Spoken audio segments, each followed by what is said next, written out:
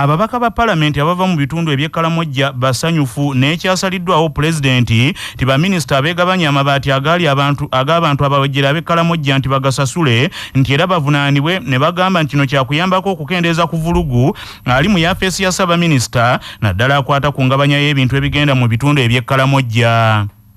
Mu bbaluwa gye yayisizza ku mutimbagano gwa Twitter, Pulezidenti Yoweri Kaguta Museveni Tibuhaburwa yalagidde minisita wamu n'abanene aba gavumenti bonna abalala abali mu vulugu w'okwegabanya Amabatti bagazzeeyo era bavunaanibwe mu mateeka era n'asuubiza okubabonereza poliisi bw'eneebanga emaliriza okunoonyereza kwayo.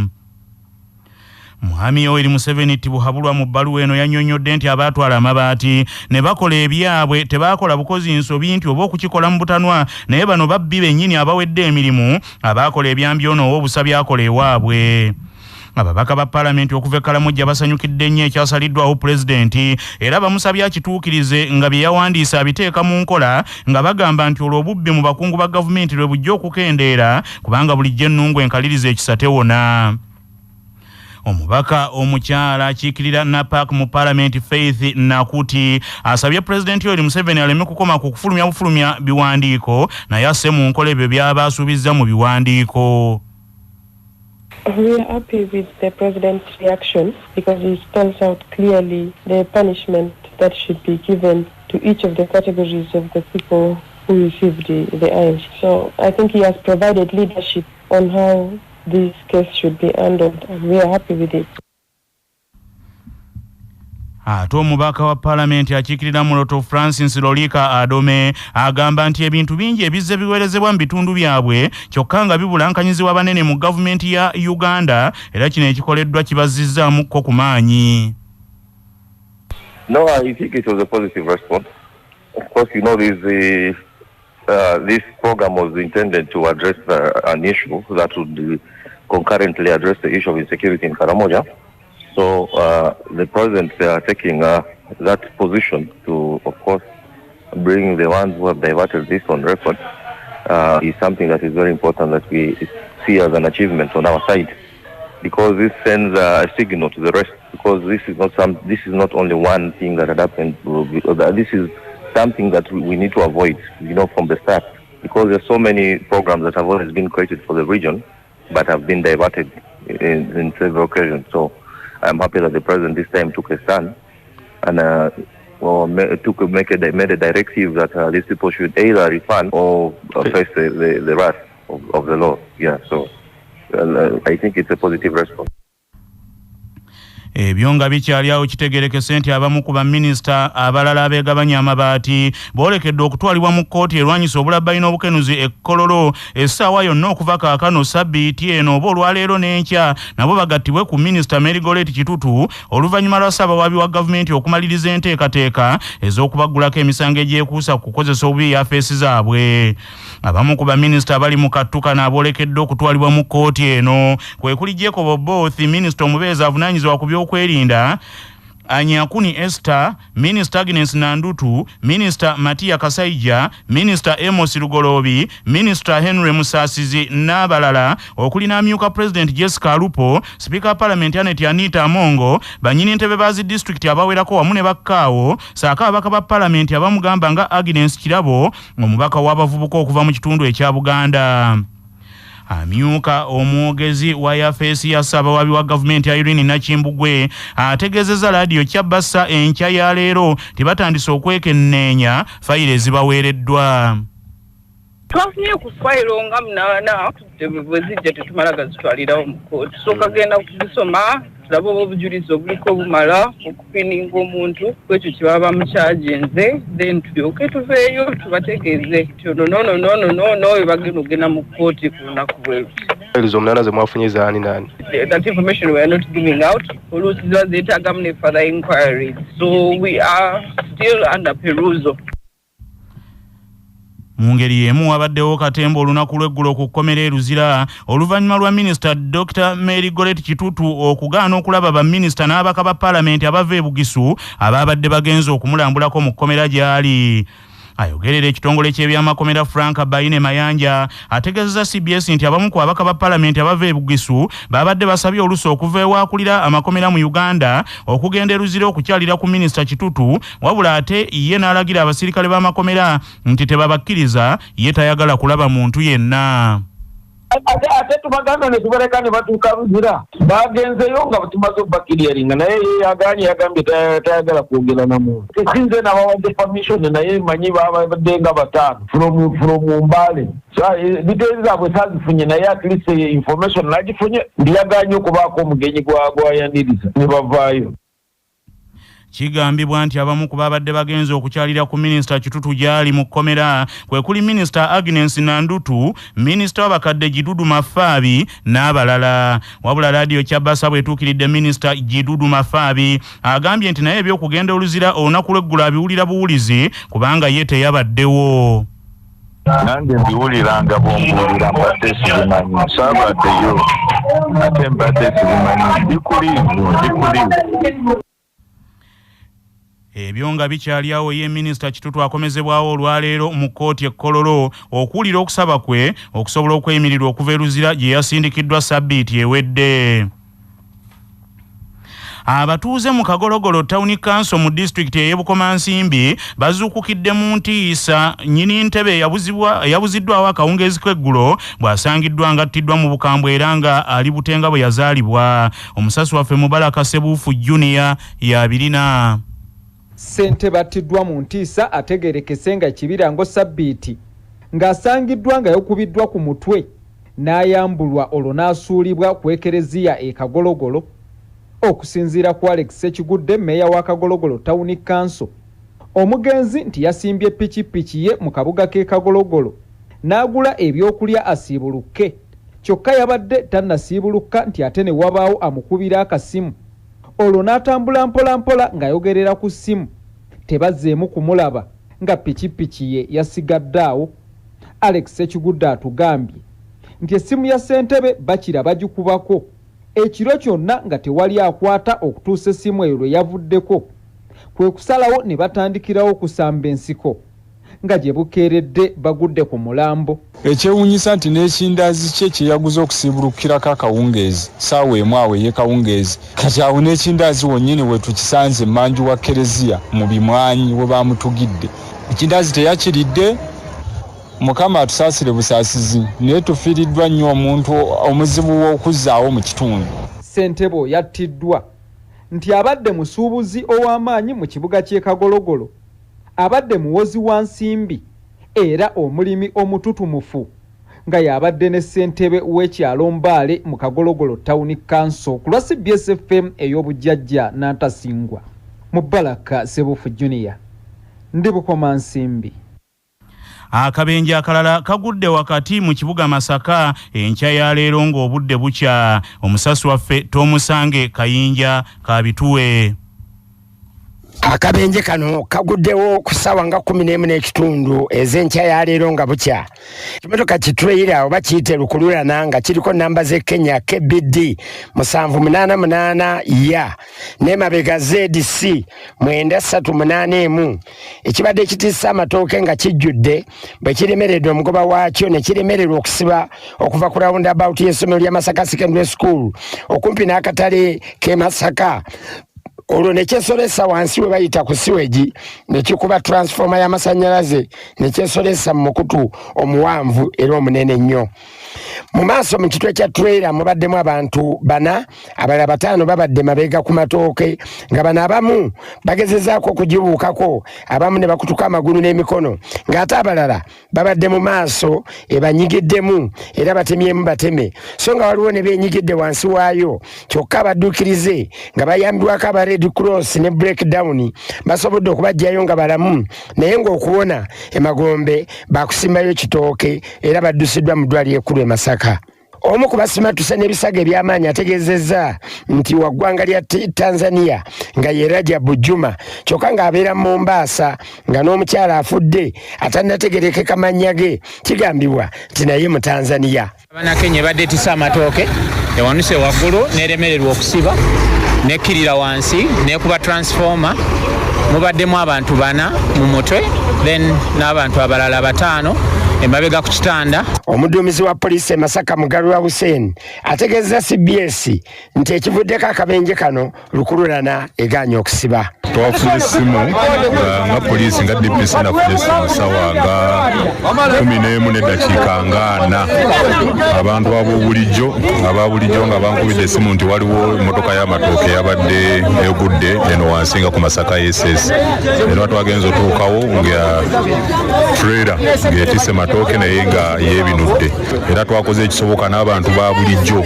ne tunoonya ne tufuna abasirikale baffe abafaya ab'omuliro ne tufuna ne breakdown ne tubaako emmotoka we twagisaze okulaba nga tubataasa abamu. Akabenje kano kalese ekibuga Masaka n'emiriraano mu Kibululu oluvannyuma lwa trailer eno okukuba transformer y'amasannyalaze. Engeri trailer eno gyegudde okumpi n'akatale k'e Masaka ak'amatooke ate ng'ebaddeko matooke agasinga nga gawaguse ab'akatale ne bannamasaka abalala balabiddwako nga bali mu ngeri ey'okutaasa amatooke gano buli omu mu ngeri ye.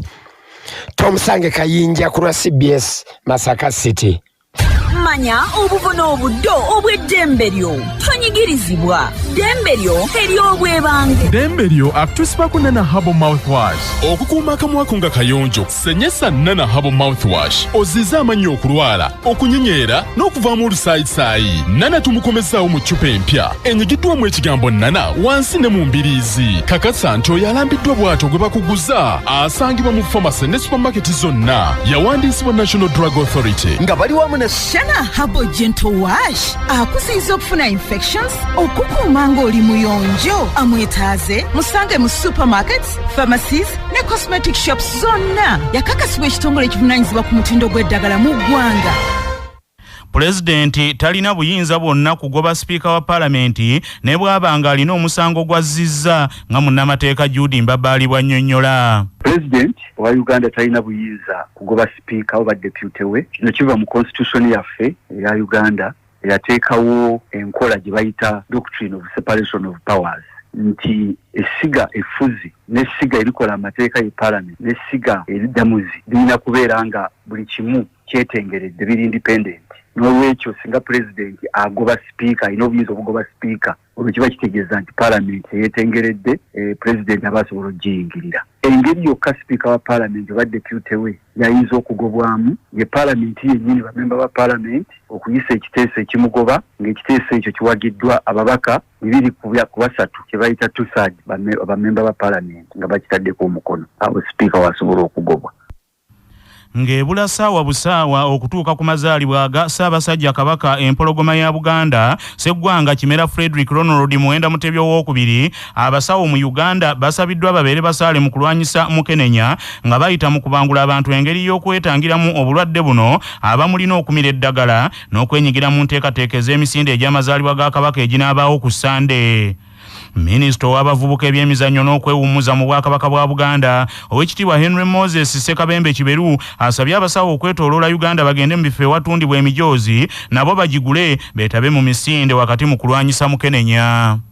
Enteekateeka y'okulwanyisa obulwadde buno yeesigamiziddwa nnyo abantu okufuna amawulire ku kawuka kano ka mukenenya. Yeesigamiziddwa nnyo ku kusooka okuvaayo n'enteekateeka etaasa oyo atanakulwala. N'olwekyo bannaffe abali mu kkowe ery'ebyobulamu twebaza minisitule y'ebyobulamu etukoze bulungi naye ku mitendera gyonna ku mitendera egya districts ebitongole by'ebyobulamu bannaffe aba Uganda Medical Association n'abalala bonna bwe mutwegattako ku lutabaalo luno kiba luli mu buweereza bwammwe. N'olwekyo twagala okubakunga mujje mwegatte ku Bwakabaka nga mugula emijoozi gino tusobole okukwasiza awamu okulwanyisa akawuka kano akamukenenya.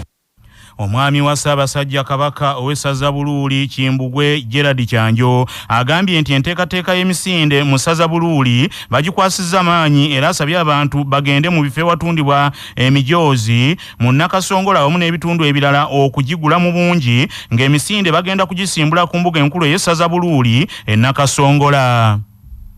era wane Bururi tugenda kujanjawaza nnyo nga tusinzira no ku mbuga enkulu mu byonna abantu bonna okusingira ddala basanyufu era emisinde buli omu agijjumbidde n'okugula t-shirt kunga abaami basabasajja bonna ab'amagombola wamu n'obuweereza wansi okugukira ddala wansi kuba tongole wamu ab'emiruka n'ab'amagombolola musobole nnyo okubeera nga mutunda emijoozi egyo era nga mukubiriza abantu okugigula mu mbeera yonna nga mubazzaamu amaanyi kubanga Ssaabasajja Kabaka ye maaso mogi yalengerera ddala wala okubeera nga alwanyisa ekirwadde kya siriimu mu mbeera eyo nga ye bwe yakwata omumuli ogwo tusobole okubeera nga tuli mu misinde egyo nga tujejjamu omulamu wa Ssaabasajja Kabaka gwe yalengeramu.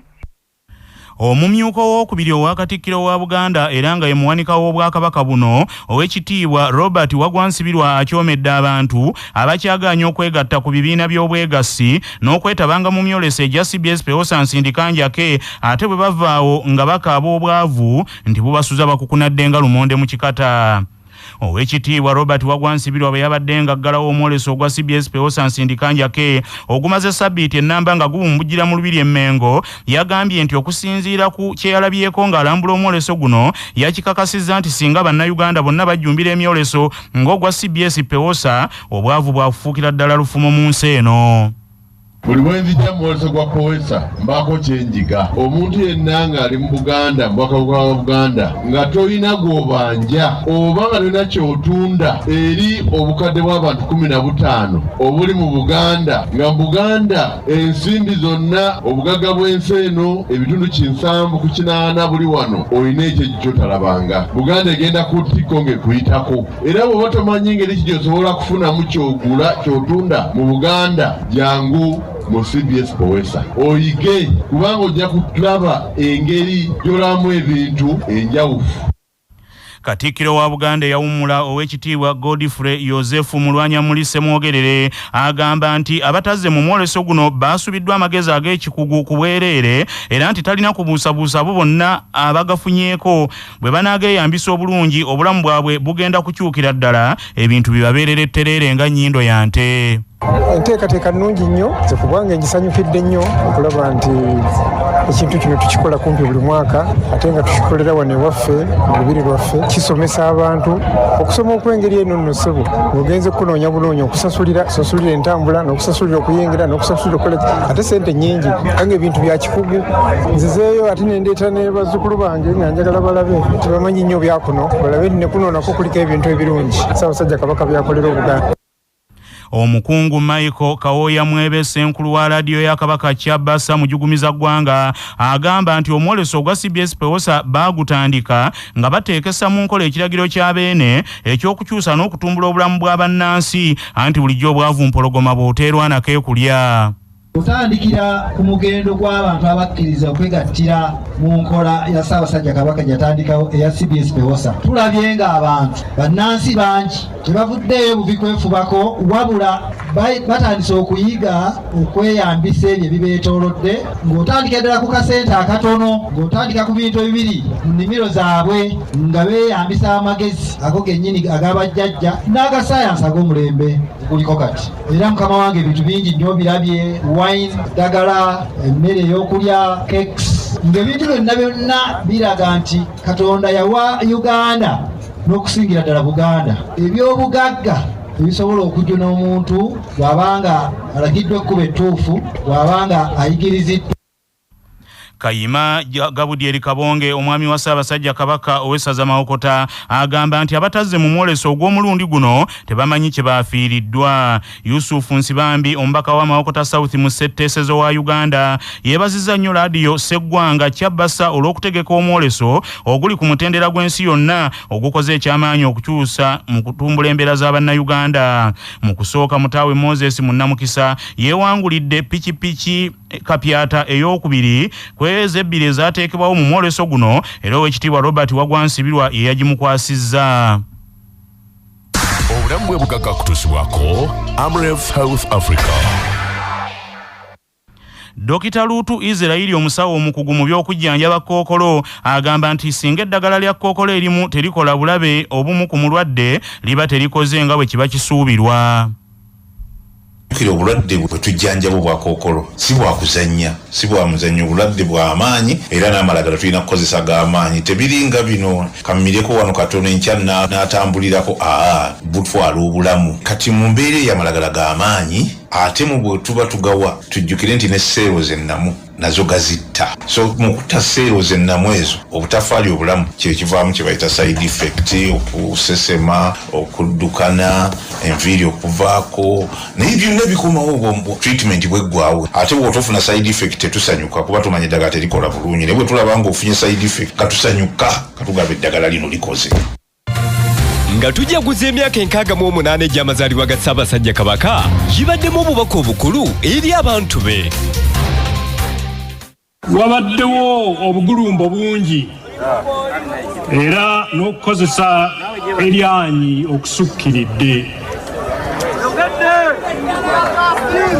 Mu bugulumbo buno abantu bangi battibwa era n'ebintu bingi nnyo byayonooneka. Mu kifo eky'okugenda mu maaso buli kaseera tubadde tulina kuddamu ate buzzi okuzimba ebyo ebyayonoonebwa. Amaanyi tugalabye emyaka gino gyonna tegajja kukulaakulanya ggwanga lyaffe.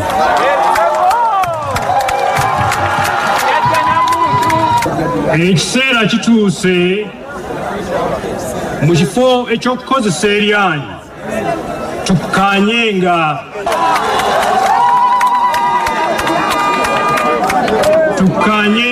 bukkaanya mu Lungereza kye bayita consensus.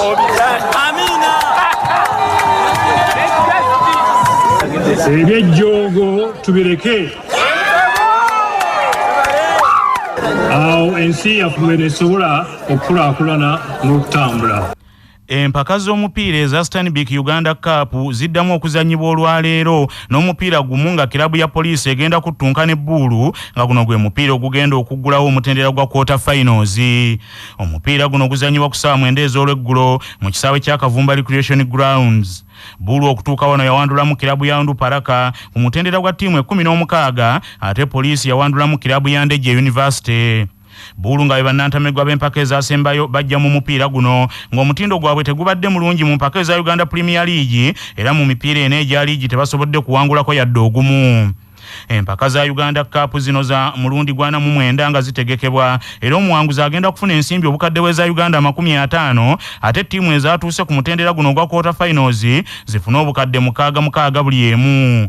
Kirabu ya KCCA Express FC mukwano gw'abangi be bakasinga okuwangula empaka zino emirundi emingi nga buli emu ku kirabu zino yakaziwangula emirundi 10.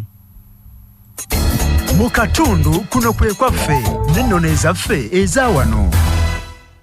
Muteesa ye mwami wa Ssaabasajja Kabaka afuga essaza Mawogola ng'ekitundu kya Mawogola ekimu kyafugibwanga bajulunga ab'enda ya Mpanju so nga ate ekitundu ekirala kyo kyasalwa ku Buddu okufuna Mawogola ya kaakano. Erinnya Muteesa lyalondebwa okuba eri omwami w'essaza Mawogola okujjukira Ssekabaka kutta kulimu ki Seyidi Mukaabya Walugembe Muteesa omubereberye eyateesa obulungi ensi ye n'akwana n'ensi enkulu okunyweza obugunjufu. nga tugenda mu gebweru soko jjukire bino nga bikutuusibwako Eyabuzidwawo Uganda Limited abakugu mu kutukolera eddagala lyonna lye tweyambisa mu bulunzi bwaffe ate balina n'abakugu abeebuuzibwako ne batuwa amagezi ge tweyambisa mu bulunzi ku bwereere wonna woogeetaagidde saako n'ebyuma ebyeyambisibwa mu bulunzi bwaffe bwonna. Olwaleero ennaku z'omwezi ziri 12 omwezi ogwokuna ogwakafuumuula mpawu omwaka ogw'2023 bwe lwali bwe luti mu 2007 gy'emyaka 16 egyakayita waliwo okwekalakaasa mu kibuga kya Uganda ekikulu Kampala nga bannayuganda bawakanya enteekateeka eya gavumenti ya Uganda okuwaayo amabira g'ekyaggwa eri Metta alimiremu ebikajjo. Poliisi yalwanagana n'abeekalakaasi be yamansiramu omukka ogubalagala nga kaamulali ng'abantu bana be bagambibwa nti baafiira mu kwekalakaasa kuno okwali kuula amalungi nga byawulira nti babiri ku bano baali bayindi abaalumbibwa abantu abaali beekalakaasa. Ab'ebyokwerinda baagomba obwala mu bantu abawerako ku by'okwekalakaasa kuno okwali n'eyali amyuka akulira ekisinde eky'abannaddipi bamusaayi muto mu biseera ebyo Dennis Mukasa Fred Mbidde saako n'ayogerera ekibiina ekitaba abasuubuzi mu Kampala ekyakasiita Agiisa Ssekitto. Amawulire okuva ebweru w'eggwanga gakutuusibwako Imara Hotel ekyengera Mugongo ng'okyamidde ku lw'e Masaka we mufunira empeereza ez'omulembe zonna ez'ebya woteeri n'akamwenyumwenyu. Essimu 0750598011 ng'era bali wamu ne Chiko Muchuuzi Mix. Tukwaniriza mu nfumba empya nga gw'okozesa olw'akawoowo akaalagirwa n'eddekende ate eno nga bw'ozitoya ne subuwo naawe afumba akatogo. Chiko Muchuuzi Mix mufuule etteeka. Gavumenti ya Bugirimaani efuumudde omubaka wa Chad abadde atuula mu nsi eyo mu ngeri ya kuwoolera ggwanga olwa Chad naye okufuumula omubaka wa Bugirimaani ng'embeera efuuse yatakulekera naawe tomulekera ennyanja ekuttoomira. Abadde omubaka wa Chad Mariam Ali Moussa Bugirimaani emulagidde okujaamuka mu ssaawa ezitasukka 48 nti olwa gavumenti ya Chad gy'abadde akiikirira ekulemberwa bannamagye okuba enjooza ey'ebbaluwa eyabaleeseeko olumanyimanyi olukwasa embwa mu mannyo. Gavumenti ya Chad ekulemberwa General Mahamat Idris Deby ow'emyaka 39 yafuumudde omubaka wa Bugirimaani Gordon Creek ng'emulanga obunyoomi n'okugirengezza n'emulagira nti adde ewaabwe mu bwangu nabo abaleke babeere ewaabwe kasita bulijjo Wenton alundazizza ebisige tebyegatta na nviiri. General Mahamat Deby obwa president wa Chad yabunyakula emyaka 2 egiyise ng'asikira kitawe General Idris Deby gwe battira mu lutabaalo nga yakafugira Chad emyaka waginda ba 31 bw'atyo omutabani amagye ne gamukakaatikako. Agavudde mu kunoonyereza wano ku Kyabasa Famma gakutusibwako Esara Afro Chicks abaluza obukoko obw'olulyo n'okubugema era bakola n'emmere y'enkoko n'okukuwa amagezi mu by'obulunzi. Esara Afro Chicks. Mu mawulire ag'ebyobulamu bannassaayansi bakinogaanyizza nti omuntu okwebaka ekimala kyongera ku buwangaazi bw'alina ku nsi ng'otulo otwo twemulaba bakizudde nti tufumbekeddemu ebirungo eby'obuwangaazi omuntu n'atuuka n'okuwalulirwa ku kaliba. Abayivu mu buta abalabilizanga bannaabwe nga babatema kannawolovu ne kazimba ku mukono waggulu. Okunoonyereza okwa luno bakoledde ku American College of Cardiology mu America ne balondoola abantu 17,200. Ababangufu bagamba nti otulo otumala tulina engeri gye tugumyamu omubiri mu kulwanyisa endwadde ng'okufa okw'engeri zonna ebitundu 8 ku 10 kubeeramu amaanyi g'omuntu obuteebaka tulo tusaanidde n'alyoka ameggebe endwadde. Abadde mu mitambo gy'okunoonyereza kuno omumanyi ddala Frank Twyman agambye nti otulo otumala otwo oba weebakidde essaawa waakiri 7 olunaku ate nga tokaluubirizibwa mu kufuna tulo oba okuzuukuka ng'ate tokozesa ddagala erireeta tulo oba litugaana so nga bw'ozuukuka ate towulira ng'omulwadde. Bannaffe amawulire ag'essaawa eno kangamalirize mu bufunze.